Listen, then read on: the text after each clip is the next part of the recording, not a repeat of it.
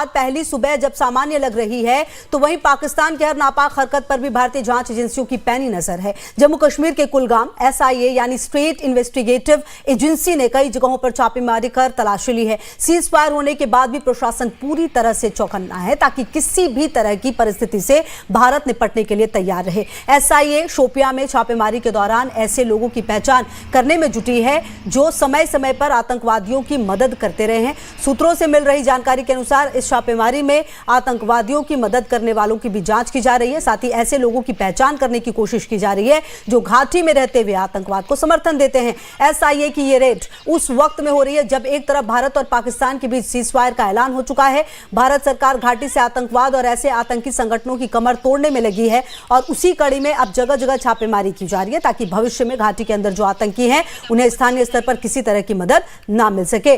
तो कुलगाम में कई जगहों पर SIA की छापेमारी हो रही है। आपको बता दें, आतंकवादियों की मदद करने वालों की तलाश लगातार की जा रही है। आतंकवाद को समर्थन देने वालों की पहचान की जा रही है। ये बहुत ज्यादा जरूरी है। सबसे पहले अपने अंदर के जो सांप हैं उनसे निपटा जाए। घाटी में आतंकवाद की कमर तोड़ने की लगातार तैयारी है और पाकिस्तान की हर चाल पर भारत की पैनी निगाह बनी हुई है और इसीलिए बहुत ज्यादा जरूरी है ये समझा जाए कि आखिरकार देश के अंदर कौन से वो लोग हैं जो इस तरह के आतंकवाद को बढ़ावा देने के लिए उनकी मदद करते हैं। और इसीलिए लगातार तमाम टीमों की तरफ से आप देखिए कि युद्ध स्तर पर पहचान की जा रही है उन लोगों की जो कि आतंकवाद को बढ़ावा देने में मदद करते हैं, जो कि उन लोगों की मदद करते हैं जो देश में निर्मम हत्याओं को अंजाम देते हैं। और ऐसे में कुलगाम में कई जगहों पर SIA की छापेमारी हुई है। आतंकवादियों की जो मदद करते हैं उनकी तलाश लगातार की जा रही है और कहीं ना कहीं देखिए जरूर सीज फायर का ऐलान हुआ है, जरूर सीज फायर की बात की जा रही है, लेकिन भारत अपनी तरफ से लगातार चौकन्ना है क्योंकि कहीं ना कहीं भारत पाकिस्तान की हरकतों को, पाकिस्तान की जो नेचर आप कह सकते हैं उसको बहुत ही बखूबी समझता है और शायद यही वजह है कि लगातार कहीं ना कहीं जो स्थिति है उसको समझते हुए भारत की तरफ से लगातार जो स्थिति है उस पर नजर रखी जा रही है। 4 तस्वीरें हैं, उरी की तस्वीर है, अखनूर की तस्वीरें हैं, जम्मू जहां पर पटरी पर लौटती हुई जिंदगी नजर आ रही है, उरी में भी देखिए सामान्य होता हुआ जीवन, रजौरी में आप देखिए कि जो स्थिति है उस पर लगातार कंट्रोल पाने की कोशिश है। तो कहीं ना कहीं आज सुबह ऐसा लग रहा है कि सब कुछ नॉर्मल है, लेकिन आप देखिए पाकिस्तान का कोई भरोसा नहीं हो सकता और इसीलिए क्योंकि लगातार कहीं ना कहीं जो स्थिति है उस पर बातचीत करने के लिए हमारे सहयोगी रविंद्र की मौजूदगी हमारे साथ है। रविंद्र, देखिए कल जब ऐलान हुआ सीज फायर का उसके कुछ घंटों के बाद ही सीज फायर तोड़ता हुआ पाकिस्तान नजर आया, इसलिए पाकिस्तान पर भरोसा तो किया नहीं जा सकता। आज सुबह हम जम्मू के कुछ जगहों की तस्वीरें दिखा रहे थे जिसमें पुंछ शामिल था, रजौरी शामिल था। यहाँ पर सुबह बिल्कुल नॉर्मल सी हर दिन की तरह लग रही है। क्या सचमुच रविंद्र ऐसा है? क्या घाटी में सब कुछ बिल्कुल ठीक नजर आ रहा है अभी? देखिए खुशबू, जब कल सीज फायर हुआ था उसके बाद हालांकि पाकिस्तान जो है वो अपनी आदत के अनुसार उसका हमेशा से भरोसा तोड़ने वाली बात है, उसने भरोसा तोड़ा और फिर से भारत की तरफ से जब जवाबी कार्रवाई की गई, करारी जवाबी कार्रवाई जो है हुई और उसके बाद अब बीती रात से लेकर अगर अब तक कहें तो कोई भी दोनों ओर से गोलीबारी जो है वो नहीं हुई है। अब कहे तो जम्मू, पुंछ और राजौरी इन इलाकों में जहां जो इलाके बहुत ज्यादा प्रभावित थे वहां पर जिंदगी अब पटरी पर लौट रही है।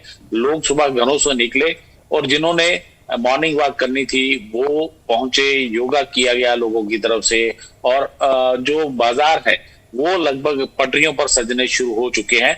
देखा जाए तो लोग अब जो बड़े मंदिर है वहां पर जाकर माथा टेक रहे हैं और अमन शांति की दुआएं जो है वो भी मांग रहे हैं कि दोबारा ऐसी नौबत ना आए और पाकिस्तान को भगवान जो है वो सद्बुद्धि दें, क्योंकि लगातार पाकिस्तान जो है जिस प्रकार से उसके पाले हुए आतंकी जो हैं वो जम्मू कश्मीर में हमेशा से ही खून खराबा खेलते रहे हैं। और ऐसे में कहा जाए तो जब पहलगाम के अंदर 26 निर्मम हत्याएं की गई जिनका कोई कसूर नहीं था, वो कश्मीर घूमने आए हुए थे और यहाँ की जो खूबसूरती है उसको निहारने आए हुए थे, लेकिन यहाँ पर जो पाले हुए आतंकी थे उनके द्वारा जो कत्लेआम किया गया उसके बाद भारत की तरफ से एक कड़ा रुख जो है अपनाया गया। उसके बाद पाकिस्तान के अंदर जो ऑपरेशन सिंदूर था उसको लॉन्च किया गया और 6-7 की रात जब ये ऑपरेशन लॉन्च किया गया तो उसके बाद हालात जो है वो ज्यादा खराब हुए। हालांकि पाकिस्तान की तरफ से भरसक कोशिश की गई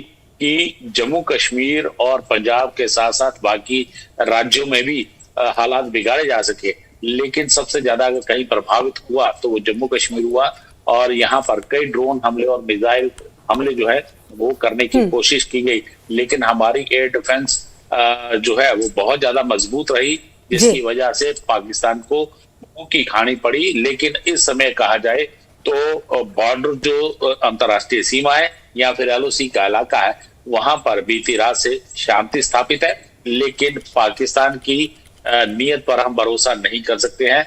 और खासतौर पर कल जब DGMO की बातचीत होगी, DGMO लेवल की बातचीत होगी, उसके बाद ही सारी पिक्चर जो है वो क्लियर होगी। लेकिन फिलहाल कहा जाए तो इलाके जम्मू कश्मीर के सभी इलाकों में शांति है। ठीक है, आप रहिए रविंद्र हमारे साथ, लगातार हम इस पूरे मामले पर बातचीत करेंगे कि घाटी में अभी क्या स्थिति है, किस तरह की सिचुएशन चल रही है। इससे पहले अपने दर्शकों को यह भी बता दें, सीज फायर के बाद से जम्मू कश्मीर में हालात थोड़े सामान्य दिखाई दे रहे हैं। जगह जगह से तस्वीरें सामने आ रही हैं जो ये बता रही है कि युद्ध की आहट से डरे कश्मीरी अब थोड़ी राहत की सांस ले रहे हैं। रोजमर्रा की जिंदगी में लोग वापस लौट रहे हैं। कुछ तस्वीरें हैं, आप देख लीजिए, जो श्रीनगर, पुंछ, कुलगाम, अनंतनाग, अलग अलग जगहों से तस्वीरें सामने आई, वो अब हम आपको दिखाएंगे भी बारी बारी से। लेकिन आप देखिए कि पुलिस प्रशासन बिल्कुल चौकन्ना है, क्योंकि उन्हें यह पता है कि पाकिस्तान और पाकिस्तान की जो हरकत है वो किस तरह से रह सकती है, और पाकिस्तान की जो हरकत है उसे भारत बहुत ही बखूबी जानता है। शायद यही वजह है कि लगातार अलर्ट मोड पर सेना के अधिकारी नजर आ रहे हैं, और लगातार कोशिश और कवायद यही है कि अलर्ट रहा जाए। कोशिश और कवायद यही कि जो लोग मदद करते हैं उन आतंकवादियों की, उनको पकड़ा जाए, उन पर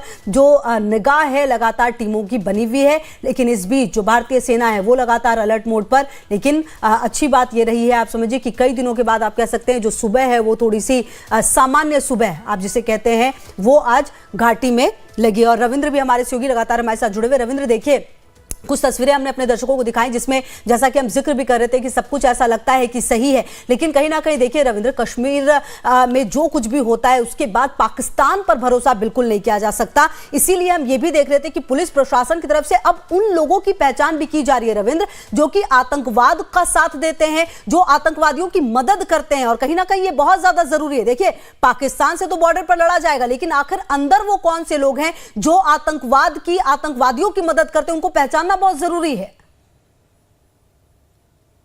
बिल्कुल, ये लोग ऐसे हैं जैसे घुन होता है, अंदर से खाना शुरू करता है और पूरी लकड़ी खराब कर देता है, और ऐसे घुन को पहचान कर उनका सफाया करना जरूरी है। और यही वजह है कि आज SIA की टीम जो है वो कश्मीर घाटी में लगातार छापेमारी कर रही है, और खास तौर पर उन लोगों की पहचान की जा रही है जो आतंकियों के मददगार हैं। देखिए, एक बात समझनी होगी कि उस इलाके में या उस देश के अंदर आतंकवाद तब तक नहीं फैल सकता है जब तक कि खुद हम जो है उसकी सपोर्ट में ना आए। लेकिन यहाँ पर अगर कश्मीर घाटी की अगर बात करें तो यहाँ पर ओवरग्राउंड वर्कर जो हैं वो लगातार उन आतंकियों की मदद कर रहे हैं, और यही वजह है कि पहलगाम का इतना बड़ा नरसंहार जो है वो देखने को मिला। कई लोगों ने वहां पर मदद की है। हालांकि एक दिन पहले भी आतंकियों ने रैकी की थी कुछ पर्यटक स्थलों की, ताकि वहां पर हमला किया जा सके। लेकिन जिस प्रकार से पहलगाम के बायसरन के अंदर आतंकियों ने देखा कि इस दिन बहुत ज्यादा रश है और भीड़ ज्यादा है और फोर्सेस वहां तक नहीं पहुंच पाएंगी, तो लोकल मदद जो है, जो वर्कर हैं, उन्होंने वहां तक उनको पहुंचाया। और उसके बाद एक खूनी खेल वहां पर आतंकियों द्वारा खेला गया, जो धर्म पूछकर।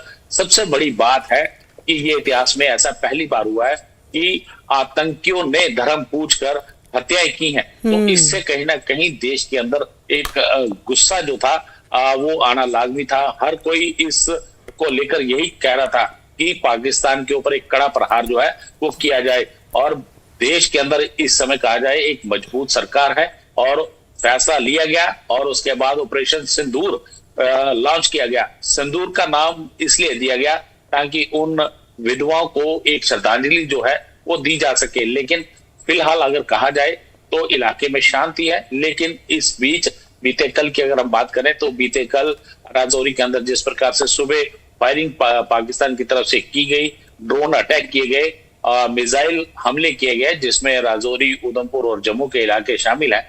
वहां पर एक राजौरी के अंदर एक ADC जो है वो शहीद हो गए। हालांकि एक दिन पहले ही वो उमर अब्दुल्ला के साथ जाकर उन्होंने पूरे हालात का जायजा है जो लिया था। उसके बाद जिस प्रकार से उनकी मौत की खबर आई तो खुद उमर अब्दुल्ला जो थे वो स्तब्ध थे, क्योंकि उनका कहना था बिल्कुल। और उमर अब्दुल्ला ने लगातार इस पूरे मामले में रविंद्र देखें तो कल भी उनकी तरफ से जो मैसेजेस है वो